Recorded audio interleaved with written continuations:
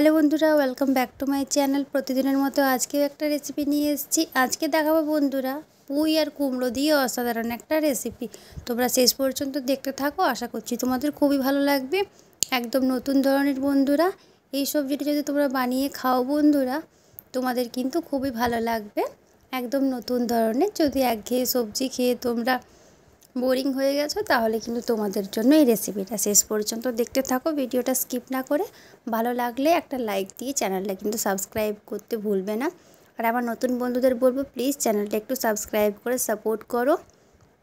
যদি তোমাদের আমার ভিডিওগুলো ভালো লেগে থাকে বন্ধুরা, তাহলে কিন্তু অবশ্যই তোমরা ভিডিওগুলোতে একটু লাইক করে দেবে আর চ্যানেলটা কিন্তু সাবস্ক্রাইব করে দেবে।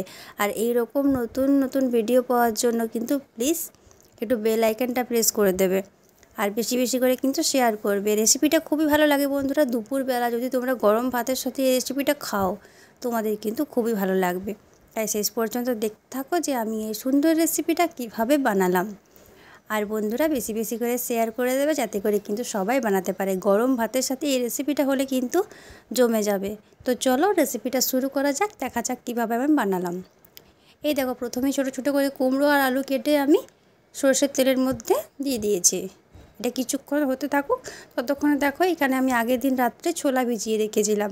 দেখো ছোলাগুলো কত সুন্দর ভিজে গেছে বন্ধুরা, এগুলোও লাগবে। এই দেখো এখানে নিয়েছি পুঁই শাক দিয়ে কিন্তু আমি আজকে করবো এই কুমড়োর তরকারিটা। তো দেখো বন্ধুরা, পুঁই শাকের যে পাতাগুলো একটু পোকা পোকা আছে ওগুলো কিন্তু ফেলে দিচ্ছি, আর ভালো ভালো পাতাগুলো নিয়ে নেব। তার আগে দেখো ডাঁটাটা যেটা আছে সেটা কিন্তু এইভাবে কেটে দিচ্ছি। আর এই দেখো ডাঁটা কাটার পর আমি পাতাগুলো কিন্তু ছোট ছোট করে কেটে নিচ্ছি, সবগুলোই কিন্তু যাবে সবজির সাথে।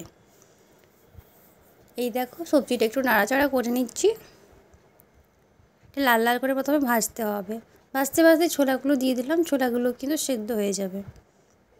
এই দেখো ছোলাগুলো বেশি করে একটু দিয়ে দিলাম, খেতে কিন্তু ভালো লাগে ছোলাগুলো দিলে। এরপর কিছুক্ষণ নাড়াচাড়া করব। এই দেখো একদম লাল লাল ভাজা হয়ে গেছে বন্ধুরা। এরপর দেখো আমি এর মধ্যে কি কি দিচ্ছি।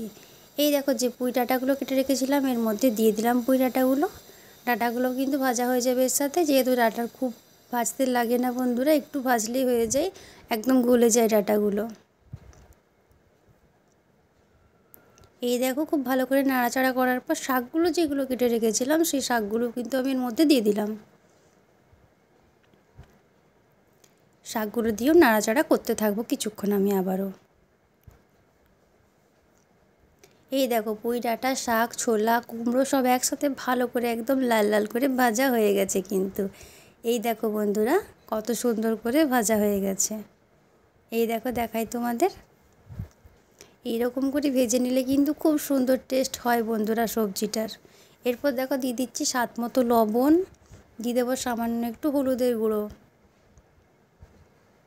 হলুদ গুঁড়োটা দিয়ে দিলাম। এরপর এটাকে আবারও নাড়াচাড়া করে নেব কিছুক্ষণ। এই দেখো আবারও কিছুক্ষণ এটাকে আমি নাড়াচাড়া করে নিচ্ছি।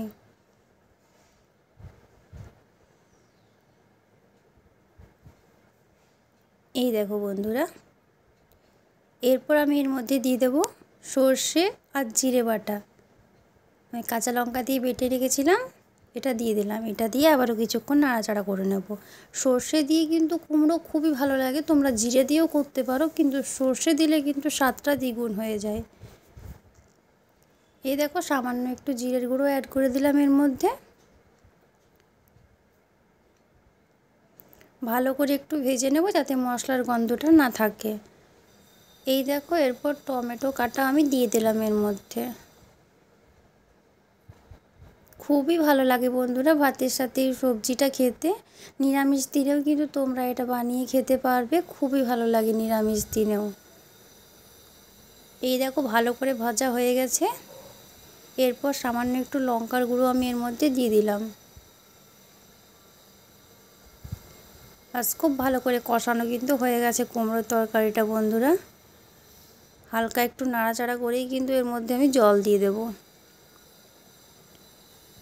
এই দেখো একদম রেডি হয়ে গেছে।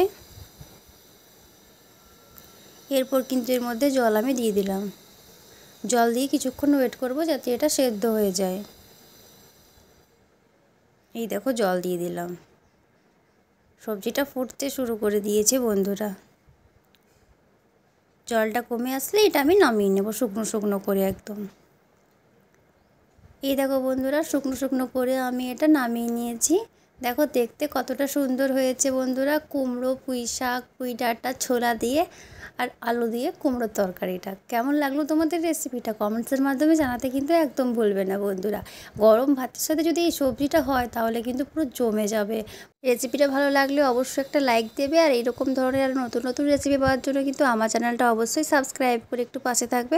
সবাই সুস্থ থেকো, ভালো থেকো, সাবধানে থেকো। দেখা হবে আবার পরের ভিডিওতে।